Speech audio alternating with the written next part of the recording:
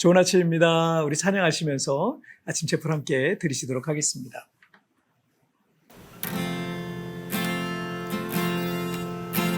마음이 상한 자를 고치시는 주님, 하늘의 아버지 날 주관하소서.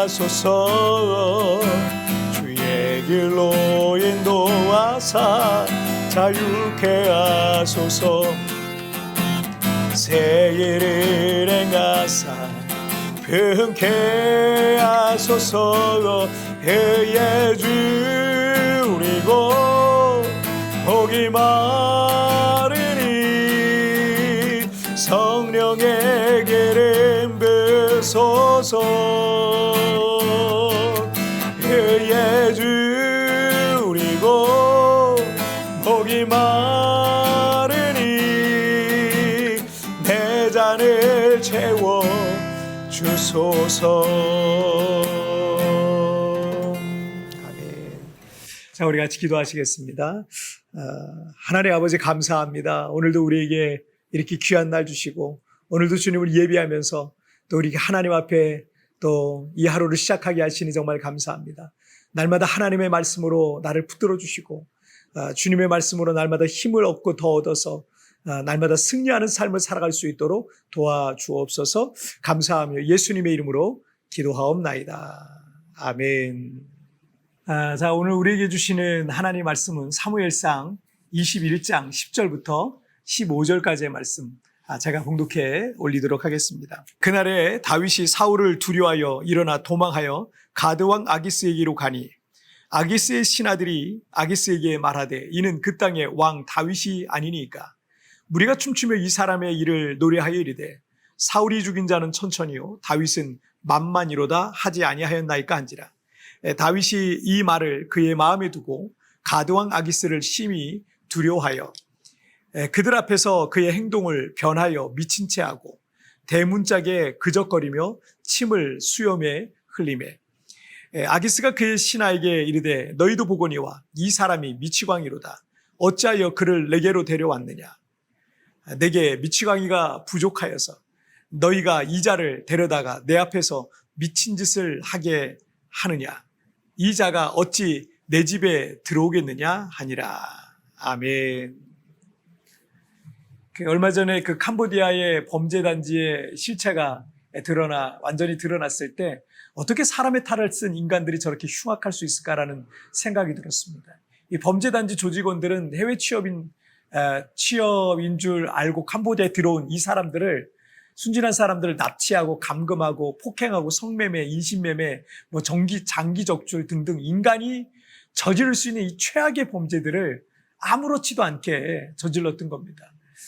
특별히 우리 국민들 중에서 그 해외 취업 사기 광고에 속아서 큰 피해를 보기도 했습니다. 그 뉴스를 접하면서 그런 생각이 드는 거예요. 왜 우리 한국의 청년들은 다른 곳도 아닌 이 캄보디아까지 넘어간 걸까라는 의문이 있었습니다. 그들에게 만약에 한국에서의 삶이 평안하고 또 안락하고 좋은 환경이었다면 굳이 캄보디아까지 갔을까 이런 생각이 들더라고요. 어쩌면 피해자들 중에 상당수는 더 이상 갈 곳이 없는 사람도 있었을 것이고, 한국에서 너무 힘들고 어려운 그런 생활에서 좀 벗어나서 좀 더 넉넉한 삶을 살고 싶어서 그런 거짓말에 속아서 그런 선택을 했을지도 모릅니다.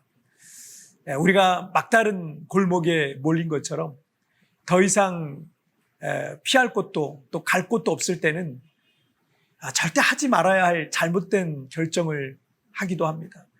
일반적인 생각으로 또 정상적인 생각이었다면 하지 않았을 만한 이 선택을 하기도 합니다. 그런 모습을 보면서 도저히 이해가 되지 않지만, 만약 우리도 그런 상황에 다다르게 되면 누구라도 비상식적인 선택과 결정을 할 수도 있을 겁니다. 오늘 본문의 이 다윗의 모습에서도 이해되지 않는 그의 결정과 모습을 우리가 발견하게 됩니다. 우리가 다윗 그러면 얼마나 참 좋은 사람입니까? 근데 이해가 안 되는 거죠. 우리가 지난번에 이 사무엘상 18장까지의 내용을 살펴봤는데 19장부터 21장까지는 다윗을 죽이려는 이 사울의 광기가 이어지고 있어요. 사울의 아들인 왕자 요나단도 아버지의 이 광기로부터 친구인 다윗을 구하려고 애쓰지만 소용이 없었고, 사울은 암산딸을 보내서 다윗을 죽이려 하자 이 다윗이 창문으로 도망치기도 했고요. 제사장 마을로도 피했지만 그곳에서도 사울왕의 목자장인 이 도액이 다윗의 위치를 밀고 할 것으로 보여서 도망 나와야 했습니다. 다윗은 이스라엘 땅 그 어디에서도 피할 곳이 없는 모습을 우리가 지난번까지 우리가 좀 살펴봤습니다. 자, 그런데 10절을 보시면 그날에 다윗이 사울을 두려워하여 일어나 도망하여 가드왕 아기스에게로 가니, 다윗은 몇 명의 부하들을 데리고 이스라엘의 대적인 블레셋의 가드왕 아기스에게로 피한 겁니다. 시편 34편에 의하면 이 아기스는 아비멜렉이라는 사람과 동일인이고, 이 가드왕의 고유의 이름이 아비멜렉이었던 것으로 보입니다. 어쨌든 이 다윗은 더 이상 사울왕이 추격할 수 없는 곳을 생각해냈는데, 그곳이 이스라엘의 대적인 블레셋 족속에게로 가서 그들의 용병으로 고용돼서 거기서 살아남으려 했던 겁니다. 먼저는 이스라엘의 대적이니까 사울왕의 손이 미치지 않는 곳이라고 생각했던 거죠. 이스라엘 어디에도 피할 곳이 없기 때문에 그런 선택을 한 것 같습니다. 하지만 11절을 보시면 아기스의 신하들이 아기스에게 말하되, 이는 그 땅의 왕 다윗이 아니니까 무리가 춤추며 이 사람의 일을 노래하여 이르되, 사울이 죽인 자는 천천히요 다윗은 만만이로다 하지 아니하였나이까 한지라. 다윗은 자신이 블레셋 가드 출신 거인 장수 골리앗을 죽인 지 수년이 이미 흘렀고, 그도 20대 청년이 되었으니 이 블레셋 사람들이 자신을 몰라볼 것이라고 생각을 했습니다. 그러나 늘 전장의 최전방에서 싸우던 이스라엘의 영웅 다윗은 이미 많은 블레셋 사람들에게 공포의 대상이었기 때문에 누군가가 그 다윗의 얼굴을 알아봤던 겁니다. 가드는 괜찮을 거라, 블레셋 땅은 괜찮을 거라고 생각했던 다윗의 생각이 완전히 빗나가던 순간이죠. 이 가드에서 신변의 위협을 느끼게 된 다윗은 가드왕 아기스 앞에서 갑자기 침을 질질 흘리게 됩니다. 그리고 문짝을 그적거리면서 미친 행동을 해서 가드왕이 저 미치광이를 쫓아내라 라고 해서 그 위기를 벗어나서 가드에서 빠져나오게 된 장면이 오늘 본문의 내용입니다. 다윗은 이스라엘 어디에도 피할 곳도 없고 갈 곳도 없어서 결국 이 비상식적인 선택을 했던 거죠. 하지만 우리가 어떤 위기를 만났을 때, 더 이상 피할 곳이 없을 때 사람의 그늘로 피하면 오히려 더 큰 봉변을 당하게 될 수도 있다는 것을 이 사건을 통해서 우리에게 교훈하여 주시고 있는 겁니다. 그래서 여러분, 더 이상 피할 곳이 없을 때 첫째는 주님을 바라보라는 거예요.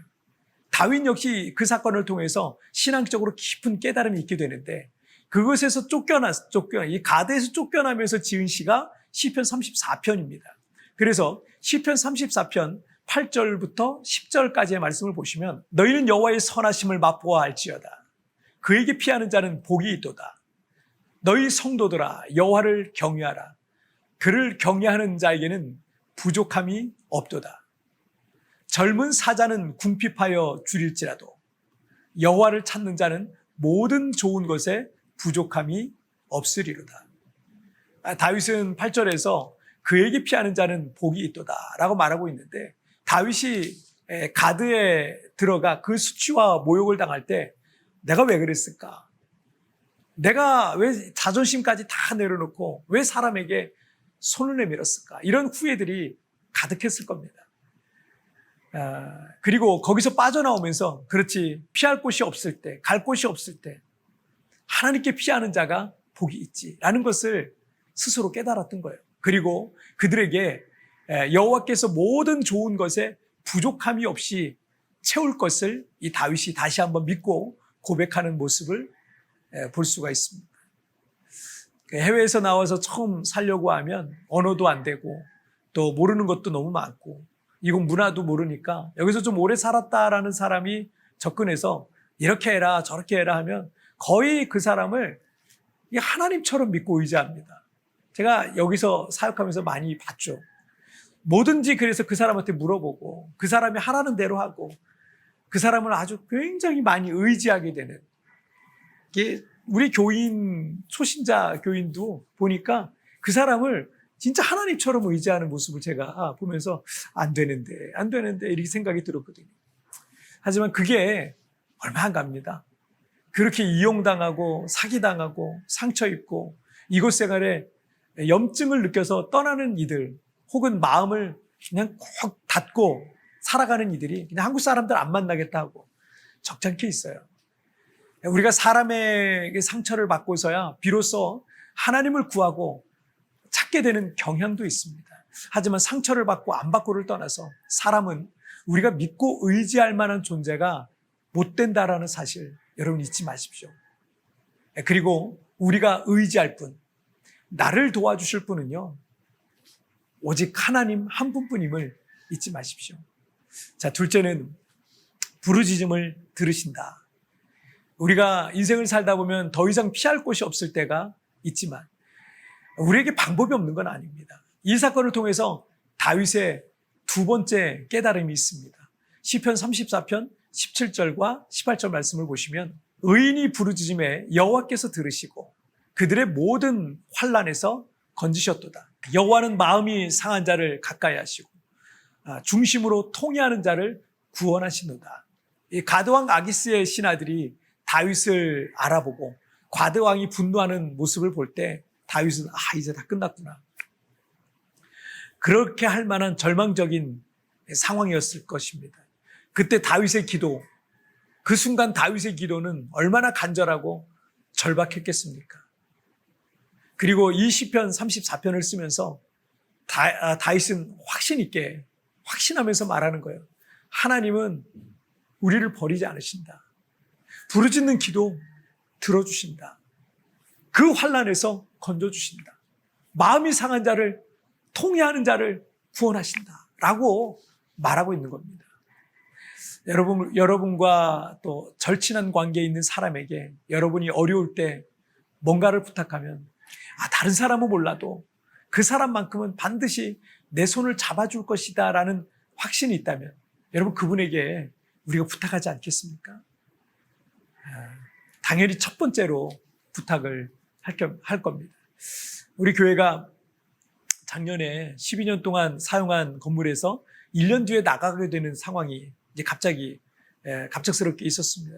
처음에 저 역시도 많이 걱정되었고, 그런데 주님께서 제게 40일 기도를 5번 하라라고 이렇게 말씀하셨고, 저는 우리 성도들과 함께 1차 40일 기도를 시작했어요.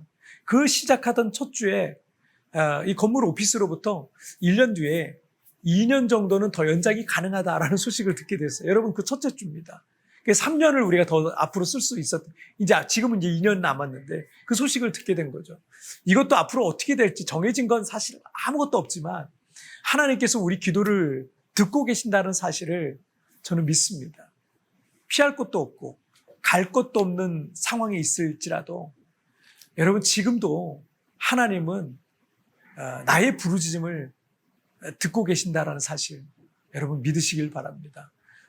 그래서 하나님께서 여러분이 더 이상 피할 곳 없을 때, 더 이상 갈 곳 없을 때, 더 이상 손 내밀 곳이 없을 때 여러분 여기저기 다니면서 사람에게 하지 말고요.